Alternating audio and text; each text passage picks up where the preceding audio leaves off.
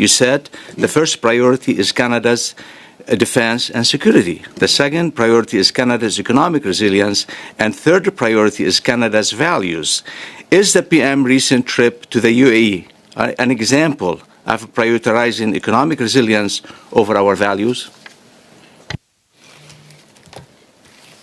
Lately, it seems as though Canada has become a playground for foreign interference. We have weak laws, we have lack of transparency, and in fact, this government has actually acknowledged that People's Republic of China poses a real threat to Canadian democracy.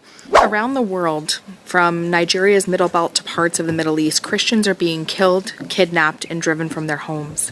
What concrete actions has Canada taken this year to protect threatened Christian communities, and what measurable results can you point to? This guy's garage.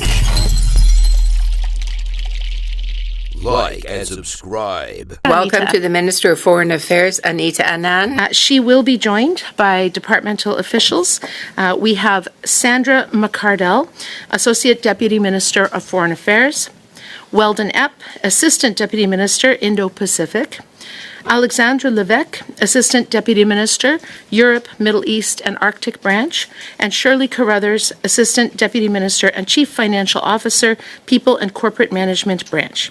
Minister, you've said many times that Canada's export controls are among the strongest in the world.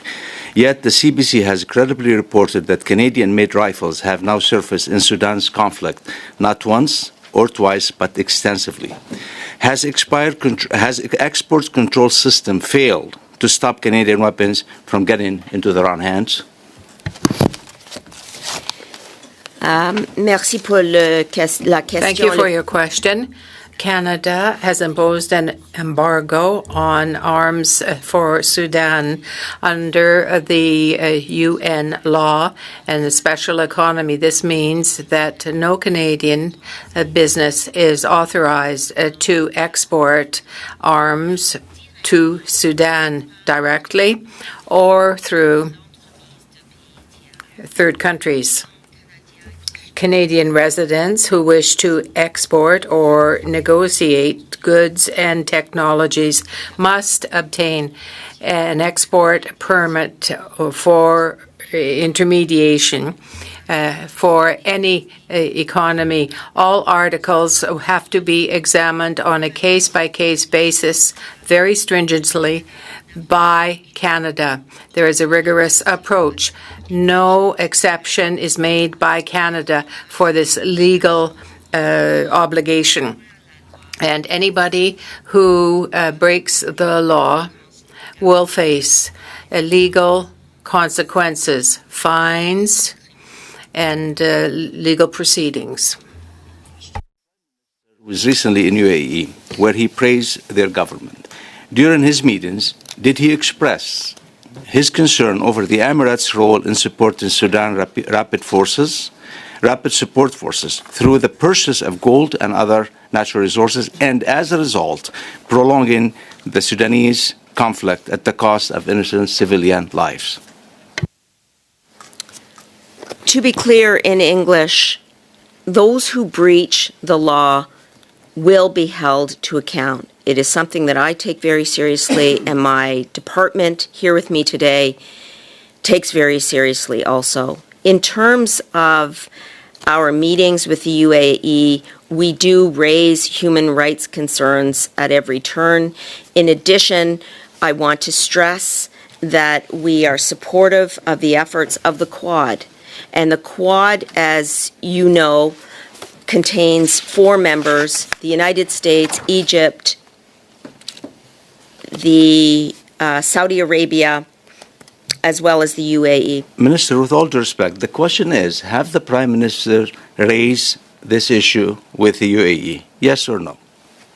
As I said, in our meetings with our counterparts of the UAE, we raise concerns relating to human rights, of course. And I want to stress that Canada is the 3rd highest bilateral donor in aid to Sudan. We are also very much in favor of the efforts of the Quad, a point which I made repeatedly when the G7 foreign ministers were in Canada in Niagara just a couple of weeks Minister, ago. again, the question was about Sudan. I want to move on. At the UN, you outlined a change in priorities for the new Carney government compared to the previous government. You said the first priority is Canada's defense and security. The second priority is Canada's economic resilience. And third priority is Canada's values. Is the PM recent trip to the UAE an example of prioritizing economic resilience over our values? I want to be clear that while these pillars of our foreign policy are listed 1, 2, and 3, they actually are interdependent, and that our values infuse our diplomacy on the economic side as well as on the defense and security side. We have here a past Minister of National Defense, not only in the chair, but also on the other side of this room, and it is the case that our values are core to our foreign policy, full stop. Those values include human rights, environmental sustainability, reconciliation, a commitment to multilateralism, and gender equality overall. These are core Canadian values. They infuse our foreign policy, including in terms of our negotiations economically, including in terms of our defense and security, as exemplified by the Women, Peace and Security Initiative that Madame la Présidente knows so well. Minister, all this is good. The question is, have these been raised at the UAE summit rather than meetings that the Prime Minister have with the leadership of United Arab Emirates? People are questioning, Canadians are questioning, and we hear from around the world there's concerns about that. We need to hear from you, have these been raised, yes or no? That's what I'm asking for. Yes, we raise human rights concerns across the board in all of our bilateral meetings, especially as needed to express the values that Canadian citizens hold close to their hearts. And those values include what was the reaction human rights. of the leadership of United Arab Emirates? C'est nécessaire de souligner I should point out and stress the importance of our Canadian values.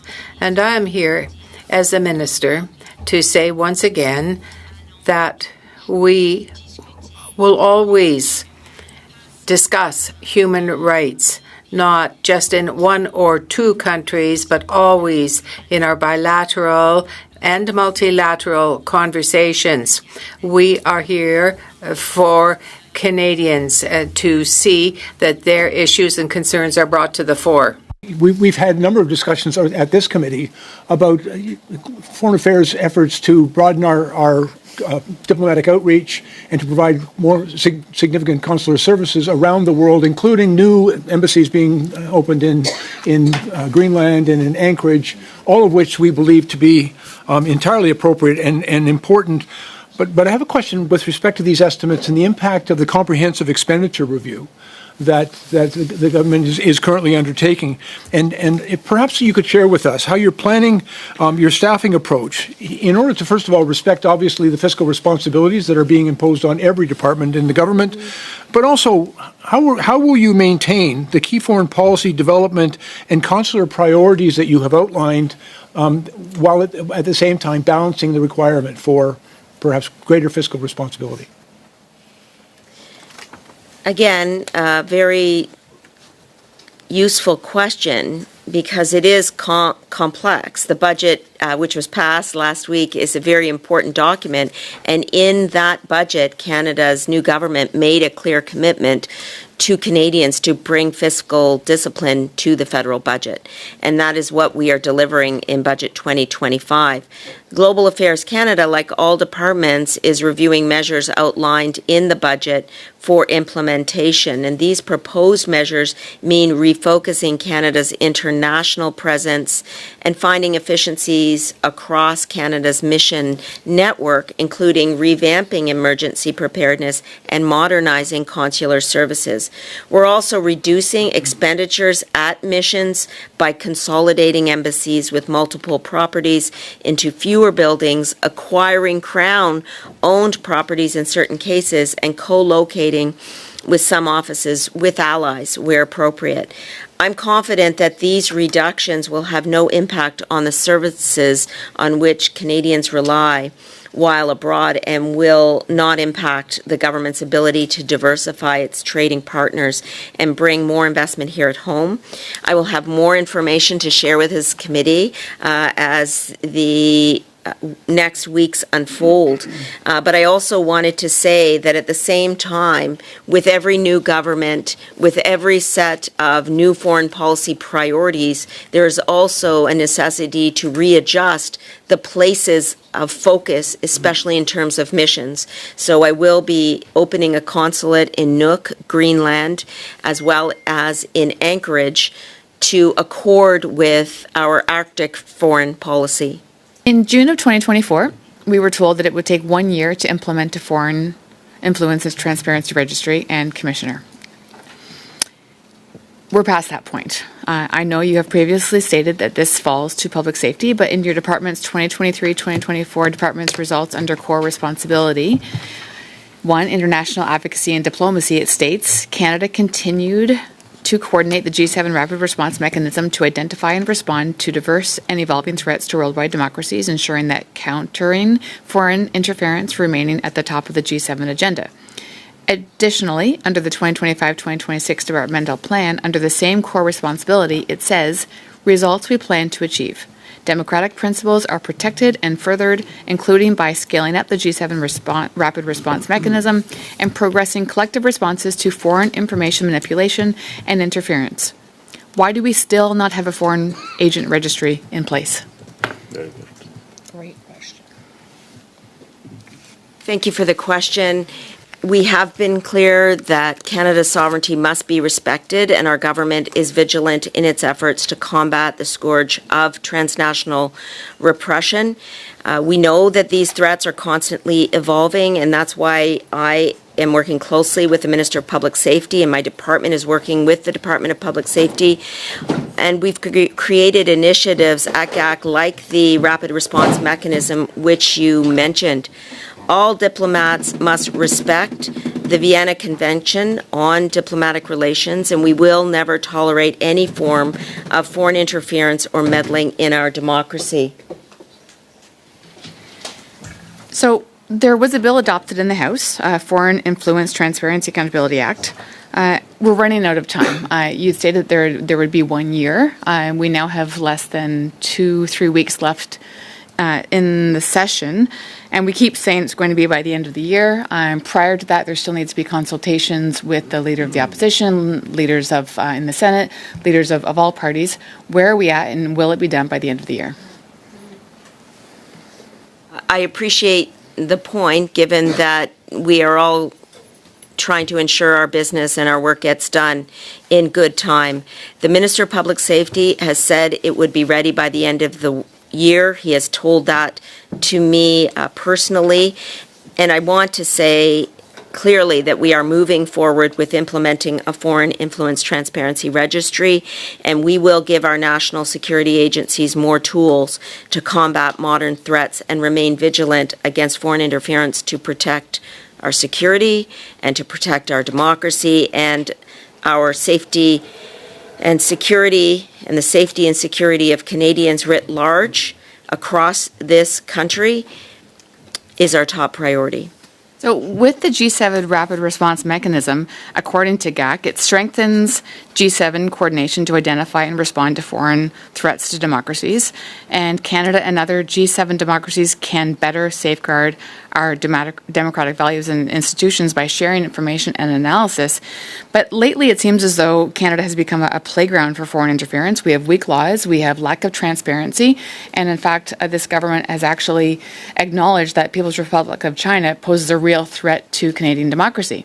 So if the government is acknowledging that that China has attempted to meddle in our last 2 elections, why should Canadians simply accept the assurance that it's coming and the results are coming when the results are still free and fair without Canadians getting a true accounting of what has really happened?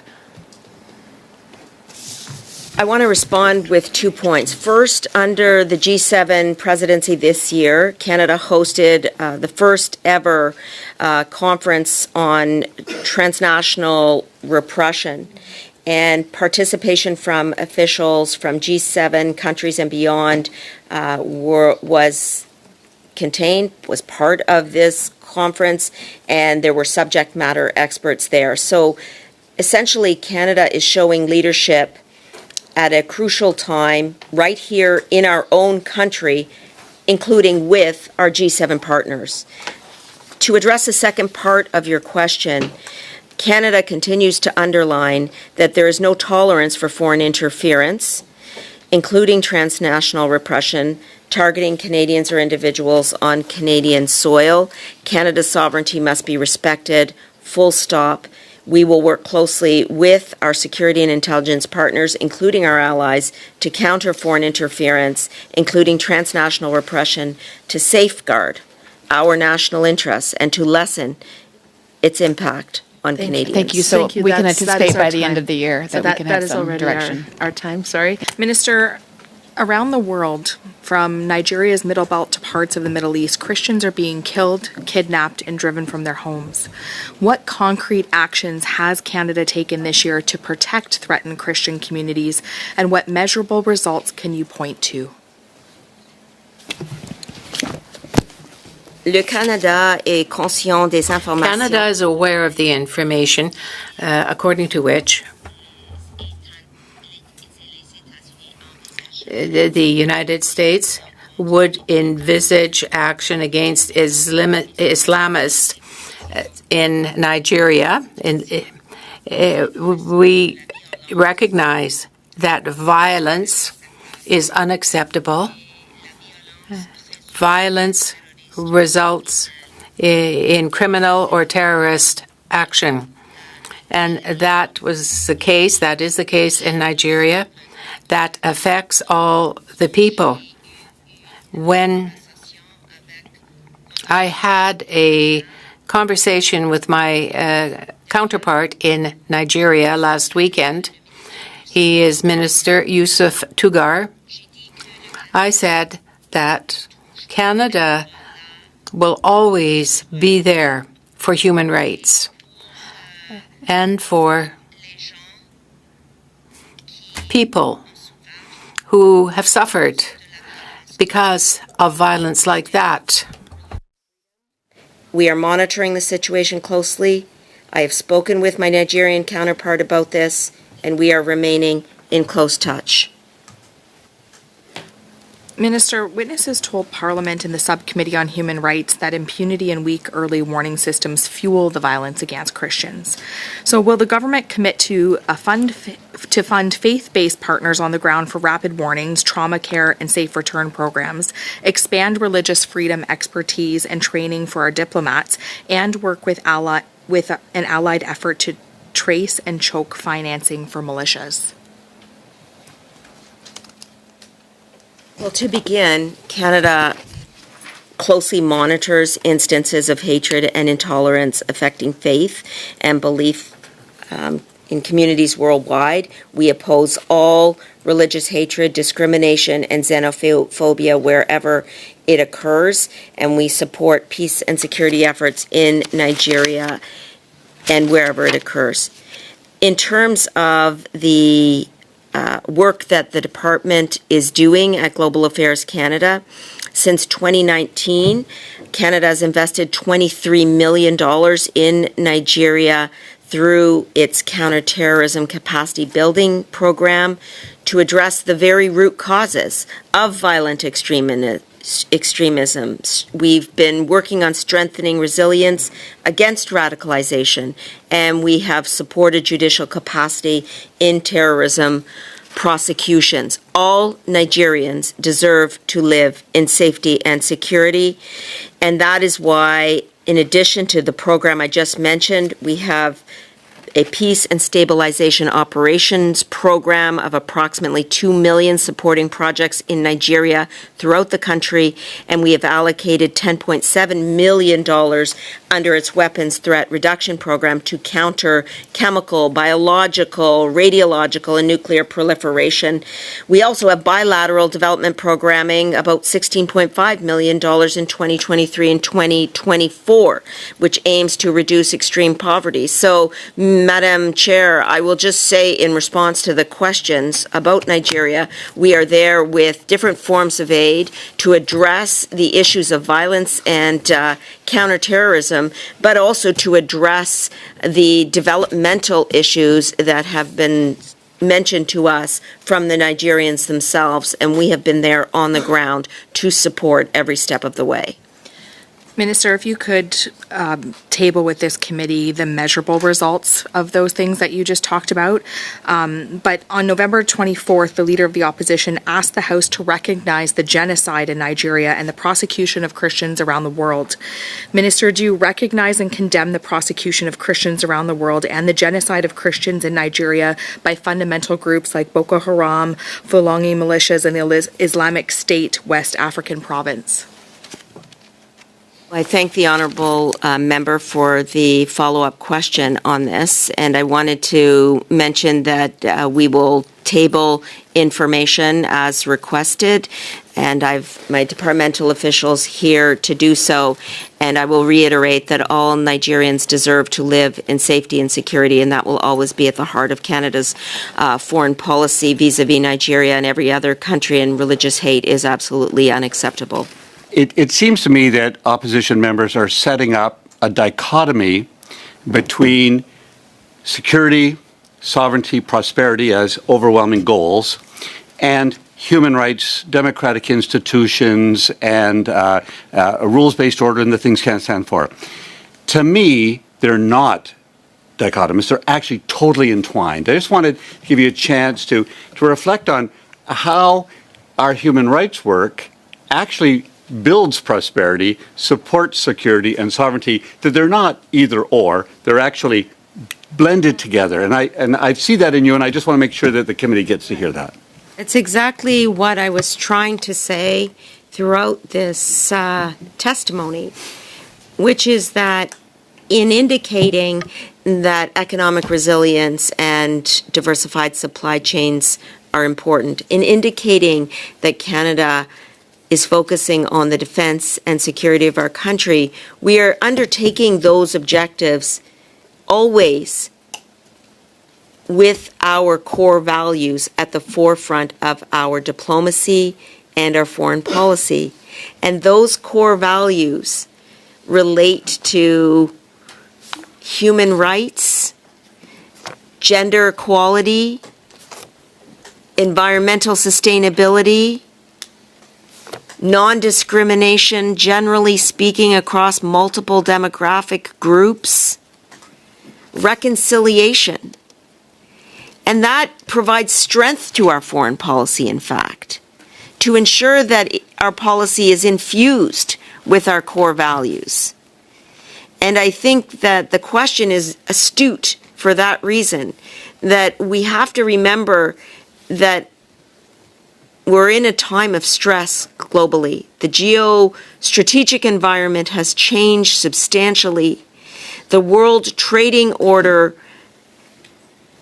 has changed substantially, and Canada's foreign policy must respond. That does not mean we are sacrificing our commitment to human rights and our core values. What that means is that we will take on the objectives of defense and security and economic robustness domestically with our core values at the forefront of that foreign policy. Still more? 1 minute. Thank you, Minister, because I think that's well articulated. And the difficulty is that we have a system of government that is not the same among countries. We have many different styles of government, many different regimes. The American style is different than the Canadian style, is different than the Chinese style, is different than a kingdom, is different than others. So we go to those places with strength and with humility to say, we have to have these conversations because Canada and Canadians want you to have these conversations. It'll be our prosperity and security and our sovereignty are at stake. The way in which I frame it is that diplomacy isn't about hiding under a rock and pretending that the world's problems are going to vanish. Diplomacy is actually sitting at the table and having conversations that may be difficult, but that are important to advance Canada's interests. And that's exactly what our foreign policy rests on in terms of an approach. And it's my personal approach that in a professional and diplomatic manner, it is important to advance Canada's interests on defense and security, on economic prosperity, and in terms of our core values. And we can do that, and we must do that on behalf of all Canadians. Thank you.